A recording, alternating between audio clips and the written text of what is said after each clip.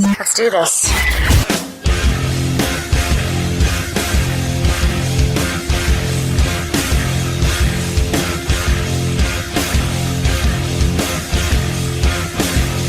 All right, we are live on the CBD4U.net hotline, joined by WWE Superstar Carmella.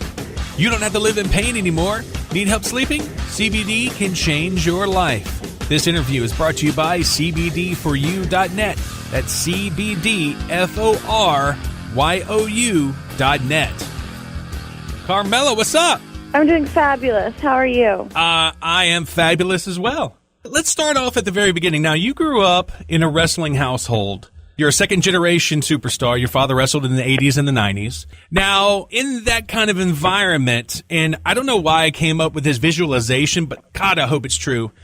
Were you like DDTing your baby dolls and maybe giving them like a Shawn Michaels elbow drop from the couch? Oh, my gosh. Well, I was definitely the coolest girl in third grade, that's for sure. I got to go around and show everyone in school my dad in these wrestling magazines, and, it was really fun growing up with a dad that was a wrestler. It was really cool. And speaking about when you grew up, did you want to be like, a hairstylist or a teacher, other stuff that little girls want, or did you know from a very young age, man, I want to be a professional wrestler like my dad? Oh, I never thought I would be a wrestler because I never thought it was something that I could do. Growing up, I loved Miss Elizabeth. I thought she was so classy and so fabulous, but I never thought it was something that I could ever attain. So I was a dancer my whole life. I danced up through high school, and then I cheered in the NFL and the NBA. And then when I found out about the opportunity to try out, I thought, well, this is perfect because I have a passion for performing, and then with my dad's background, I can't believe I'm actually here in the WWE. It's crazy. Exactly. And we got a few guys in our crew, and they wanted to ask you some questions. So Conrad wanted to ask you, you and Alexa Bliss came up from NXT without takeover matches and very little buzz. Now you two are some of the most popular women on the roster. When you got called up, what game plan did you have to make yourself stand apart from the crowd? Oh, just being myself. I mean, I was underestimated from day one. I was the very last draft pick, brought up to SmackDown Live. I'm basically like the Tom Brady of the WWE. So I don't think anyone really had any expectations of me. So I just wanted to go out there and prove myself and prove that I belong. And I think I did just that, making history now left and right, which is really cool. And I feel so lucky for that. Just be myself and just keep working hard and know that at the end of the day, I knew what I had to offer, and it just was a matter of time before everyone else did. That's right. And I tell you what, I should have learned this 9 to 10, maybe 16 years ago, but never underestimate Brady and the Hood. They come through every single time.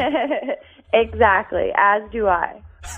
Now, this question is from Brinkman. He says, when you were at the Performance Center, what was the best piece of advice Dusty Rhodes ever gave to you, and what did Dusty mean to the Performance Center? Oh, I loved working with Dusty. Working with promos, that was, for Carmella, I was never a wrestler, so I knew I had to bring something different to the table. And I thought, well, if I can't be this girl that worked on the independents and, was wrestling for years, I'm going to have like a larger-than-life character. And that was something I worked a lot on with Dusty, and he saw something in me from the beginning.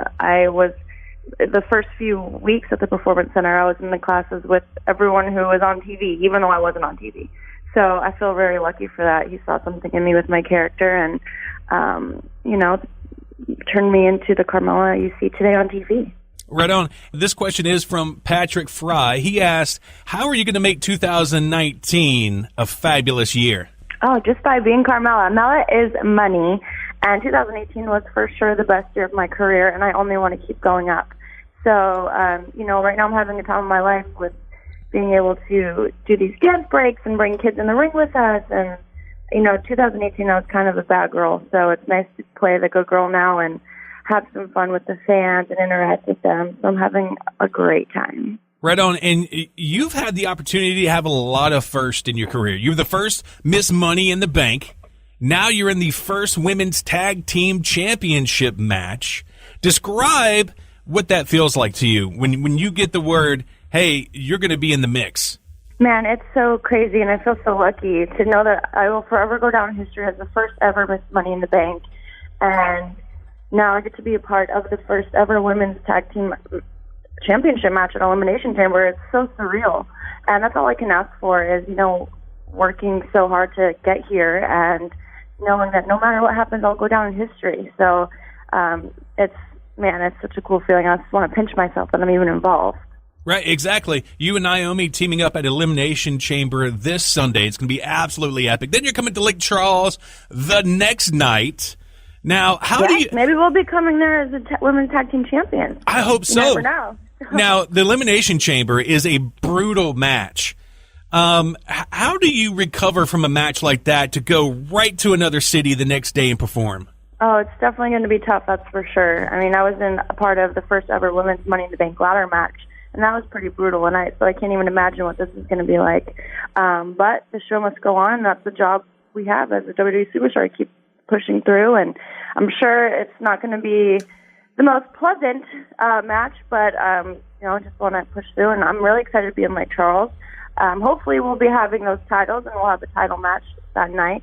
And, of course, all of your favorite superstars will be there. R-Truth will be there, and I'll be with him in his corner for his U.S. title match. And, Randy Orton, Daniel Bryan, The Miz, everyone will be there. And speaking of your partner, R-Truth, what did you think when Nia Jax came out and totally blasted him in the Royal Rumble? Oh, Nia Jax is a brat. She's a bully, and I don't think it was right that she did that. But it is what it is. He won the title that Tuesday, I think it was. So I guess the joke's on her.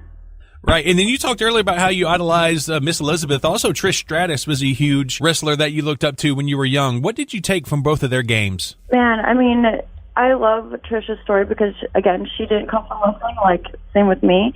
And I love that she just worked really hard to prove herself. And, she made history left and right as well. So it's really cool to, try to, no one could ever follow in her footsteps, but we can try. And you're also a certified fitness instructor and personal trainer. When wrestling is done and it's in the rearview mirror, are we going to see a Mela Gym? Oh, who knows? I don't know. I try not to think about that. I'm just living in the moment, having a great time, focusing on those tag titles, and who knows? We'll see what happens in the future.